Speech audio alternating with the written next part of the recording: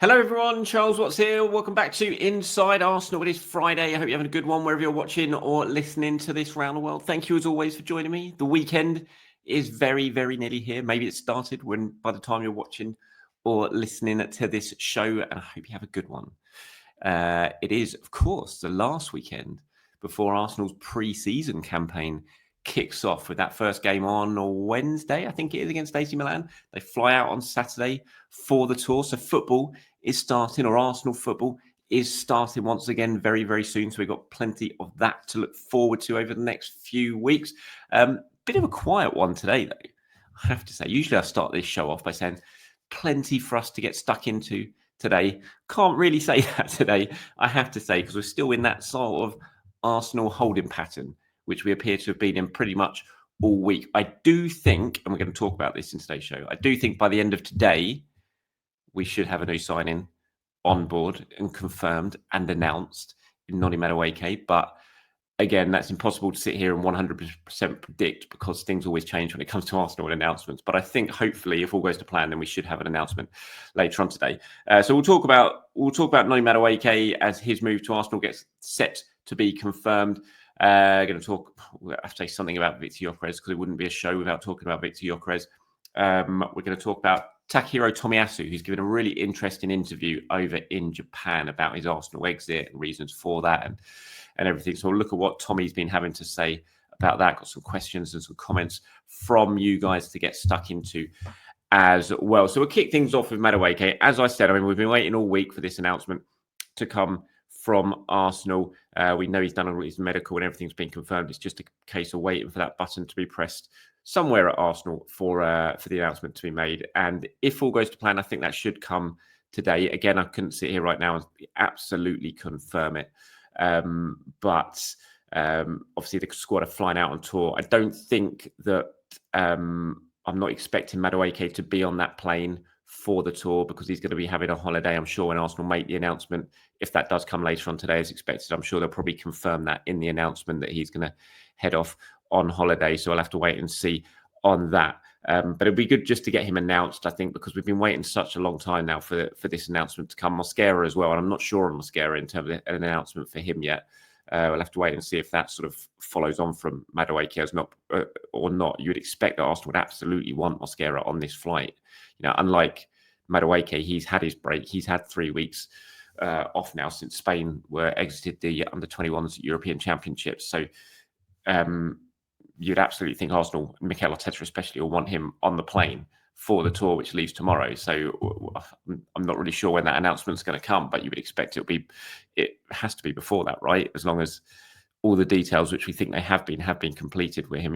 We know he's already had his medical and has been over in London for a few days now. But yeah, Madueke, that one is very, very close. And I think for him as well, there's been such build up to it. Everyone's had their say on it. I think for him, once it's actually been announced and confirmed, I think he can sort of probably relax at this point, because I imagine this has been quite a stressful period for him, given the reaction that his transfer has confirmed. A reaction that I do think has absolutely quietened down a little bit now, which is good. And I'm thankful for that. People have had their say. Everyone's absolutely within their rights to have their say. But I think now the fact that he's here, he's on board, he's signed, it's soon to be announced, everyone can kind of quieten that down now and just sort of try and get behind supporting him, because this is a really exciting move for him. He's going to be really excited about it. Well, I know he is excited about it. The family are really excited about it. So once it's confirmed, everyone can just settle down a bit and let's see what he can bring to Arsenal once he's had his holiday, once he comes back ahead of the start of the new season. So yeah, hopefully, fingers crossed, we will have something to talk about a little bit later on today on a Friday. A nice announcement. That would be nice. Noni Madueke to Arsenal. Right, the daily Victor Gyokeres. I did speak about this yesterday. Inside Arsenal members would have seen this or listened to this show yesterday in the Arsenal press pass. For myself, Sam and Si were laughing about this. This is kind of peak transfer window stuff. This is up there with plane tracking, which we've had this week. I saw there was a lot of excitement about a flame flying into Biggin Hill or something yesterday on social media. And we've also had removal companies now outside Victor Gyokeres' house in Portugal. CNN Portugal running that as an exclusive yesterday. Removal companies spotted outside the mansion just outside of Lisbon that Victor Gyokeres lives at. Another indicator of this move going through. But as of yet, again, we're still waiting for that. And similar to Mosquera, you would think Mikel Arteta would absolutely want his new striker sitting on that plane tomorrow when it takes off to head to Asia. Absolutely will want that. And we've only got a day left till that flight goes, and nothing's been confirmed. You know, as far as I'm aware, there's been no medical or anything like that. The media team won't be able to put an announcement together and all the sort of usual stuff they need to do without him being here. So as this clock has ticked by, you feel like it's very, very unlikely at the moment that he will be there. Maybe he'll join up. Remember when Gabriel Jesus signed for Arsenal? Was it Jesus or was it Zinchenko? It was Zinchenko, wasn't it, signed for Arsenal? He flew into the tour. He was already in America with Man City when that deal went through. So he flew and linked up with Arsenal during the tour of the States. So maybe we'll get that with Gyokeres at the moment, but it has to be said, it's looking more and more unlikely now that he will be able to be on the plane that actually leaves. Couldn't say it for certain. Again, everything could move forward. By the time I finished recording this video, for example, things could have moved forward, and Gyokeres could be pretty much done and dusted. We know it's not going to take much when it comes to negotiation with the player. That's already been sorted. It's just a case of getting through the door and all that sort of stuff. But yes, removal companies at Victor Gyokeres' house. That is what it's up there with your classic transfer window story.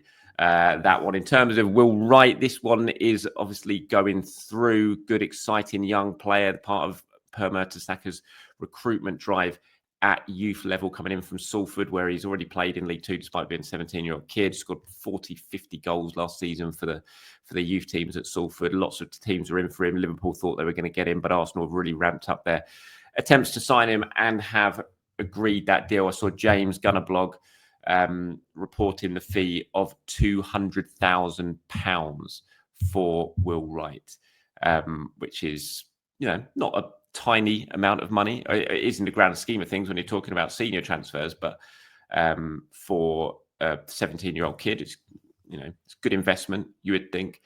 Exciting player, scores goals, and so good move for him, and just good to see some young talent coming in, because I think it's needed. Obviously, Arsenal have missed a striker at that sort of age group since Chido left and decided to go to Manchester United. They just about got by. Kenyon Edwards went this summer at the end of his contract as well. So adding someone like him, hopefully we'll see what level he plays at. Will it be under 18s? Will he move up and play a lot of under 23s football this season? We'll have to wait and see. But it's good to get a young, exciting player signed from somewhere else in the country, brought down here, and good luck to him. Right, let's talk about Tomiyasu, shall we? Sorry, that's probably a really bad cut there on there, but I've just had to stop recording because the Sky guy has come around to install Sky in our new house. I just had to speak to him. But we're going to talk about Tomiyasu now, who, as I said, has given this interview to DAZN over in Japan, talking about his exit. I think it's really, really interesting to go over what he's had to say. So this is what he had to say on sort of the departure of why he had to leave. He said, "It wasn't a sudden decision to leave. First of all, I want to make it clear that my contract wasn't terminated unilaterally, and I didn't unilaterally say I'm leaving. We had a proper discussion and came to the conclusion that this decision is best for me, for the club, and for everyone, so I'm leaving. It all ended amicably. I was there for 4 years, but I only played 5 minutes last season. I spent the whole of the year in rehab. I was under a lot of stress and anxiety, to be honest. I wasn't feeling like I was even there anymore, and I was wondering, is this what the future is?" He was asked if he wanted to change his environment, and he said yes, it was that, and including a lot of other things as well. Then he went on, he said, "After I decided to leave, I said my final goodbyes to the players, coaches, the staff. I went to the locker room, the staff room, one by one, and said, I'm leaving. As I said my goodbyes to each and every one of them, I was reminded that I was loved, and that when I was able to leave, I think it was a good thing. The players were surprised, as I had some time left on my contract." And then when he was asked about Arsenal's reaction to the contributions he made, he said, "From my perspective, it was the best timings, and I'll be free. And most importantly, the positive thing about this decision is it will allow me to focus on my rehab and on myself." So I think those quotes, and obviously they were sort of translated there, so I didn't come across in perfect English, if you see what I mean. But I think what those quotes show, and I know there was lots of talk about the time of what, when he left, why have Arsenal done this and all that sort of stuff. And I tried to say to everyone, this wasn't, Arsenal being harsh and cutthroat and all that sort of stuff, similar to other times when they've cancelled contracts. This was very much done after real proper deep discussions with Tomiyasu. And it was agreed from all parties that it was the best way to go. Tommy's been through some really, really tough times, sort of behind the scenes while this has all been going on. As he talked about there, the anxiety, the stress and everything. And he felt, not just Arsenal, he felt the best thing for him was be able to go back home, not have to worry about the fact he was employed by somewhere and feel like he was letting people down by not being fit and not being available. And by having his contract taken away and cancelled, he didn't have to have that worry anymore. All he had to do was focus on himself and think about himself and not worry about his employers. And as I said, the feeling of letting people down. I tried to put that across when this initial announcement came that he was leaving. And I hope that these quotes and this interview that he's done is a good sort of eye-opener to anyone who still had any sort of doubts about why the decision was made. I think it was definitely the right thing for Arsenal, obviously, but I think it was the right thing for Tomiyasu, and I think that's why he pushed for it as well. And as I said at the time, just fingers crossed, Tommy can get himself back fit. He can get some sort of career going again, because it'd be such a shame if he didn't. So yeah, good interview, I thought, from Tomiyasu there. Right, let's move on to some questions and comments before we wrap this one up for today. Addy has got in touch on the Inside Arsenal Discord. Says, any indication if the club wants to wait until the end of pre-season to evaluate outgoings? I don't think so, Addy. It's not what I've heard. And I'd be very surprised as well. I think the club will know already who's going to go. I can't see something happening pre-season that makes them think, you know what, we should sell him. Or, you know what, maybe we should keep him. I just don't really see it at all, to be honest. I think the players who are earmarked to go, your Sambi Lokongas, your Fabio Vieiras, Reece Nelson, potentially, I think that decision will have already been made. So I don't think it's going to be a case of waiting until pre-season tour is over to make a final decision. I'd be very, very surprised at that. I can't see anyone changing anyone's mind. Even Fabio Vieira, I don't think he's even going to be on the tour. Because he's still on holiday, I think, maybe after the Club World Cup. So, someone like Fabio, maybe if he turned up and was brilliant in pre-season, suddenly Arteta would think, you know what, maybe I should use him next season. But no, I'd be very surprised, Addy, I have to say on that. Owen has got in touch, says, morning, Charles. Do you think any of these youth signings we're making will eventually go on to the main team? I'm hearing really good things about Will Wright and the new Scottish centre-back, Hamill. It's tough to say, isn't it? There's still so much football for them to play really before they get in and around the first team. So it's very, very hard to predict. You hope with any exciting young youth player who's brought into the club, you hope they go on to be a success. You hope they go on to make it into the first team and play well and become a real star at the club. But it'd be impossible to really sort of sit down and absolutely predict that they will go on and hear it. But that's what they've been signed to do. That's why they're spending money to bring in the likes of Will Wright. And they spent money, a six-figure fee to bring in Hamill as well from St. Johnson. The idea is for them to come in, improve the youth team setup, make it more competitive, but to get to the first team, of course it is. So fingers crossed they will do that. KB is on and says, hi, Charles. Isn't Marino someone we should consider selling? He is a third choice in all the positions he can play. He can't be happy with limited opportunities he will have in a World Cup year. And last season's form means he's probably at the peak of his selling price. It's a really interesting point, this. I hadn't really thought of it whenever I've been considering who could go. And I don't think Marino will go because I think Arteta really likes him. I don't think he'd sell him. But the points you make there are very valid points, I think. Where is Marino going to play? How often is Marino going to play? Havertz is back fit. If Gyokeres comes in, suddenly Marino's at least third choice to be the 9 next season.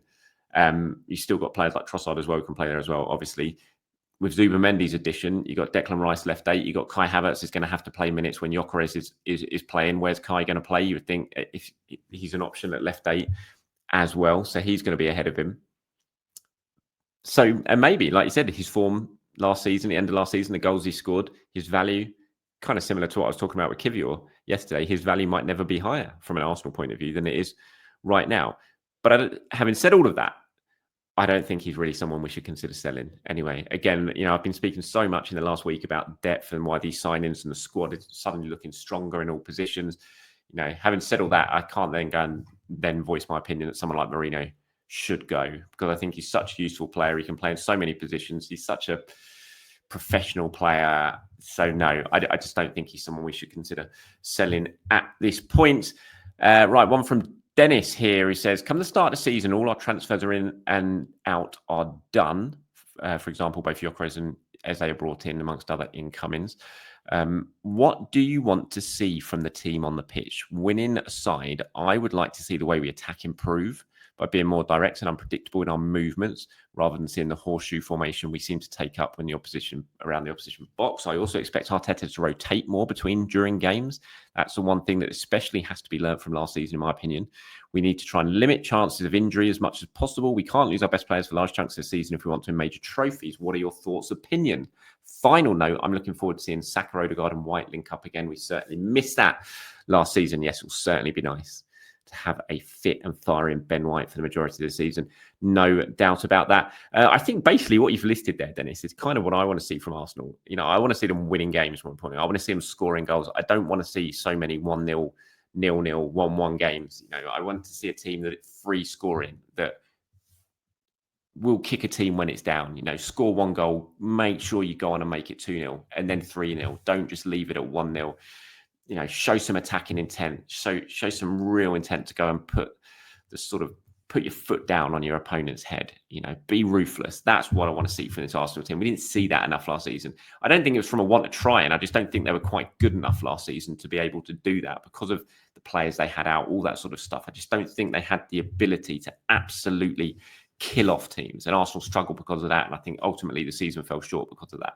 So I want to see more from that this season. You know, keep going, keep scoring, make sure it's not a 1-goal game, and then you're always relying on, you know, your defense to keep something out. It's just, I don't think that's viable. You know, I don't think it's a sort of sustainable thing for your season if you're trying to win the biggest of trophies to always have 1-goal games. Like you said, the speed of movement, the speed of play, I think that's a really important thing. I want to see more from Arsenal. The horseshoe of doom, as it became known, you know, is very frustrating to watch. I want to see some more movement from Arsenal, and I think the addition of Zubimendi should add to that. And hopefully, if you, as you say there, you know, you add an Eze, someone like that, even a Madueke, someone who's got the ability that Arsenal players don't really have in this squad at the moment, so really sort of drive forward, beat a man, get into the box.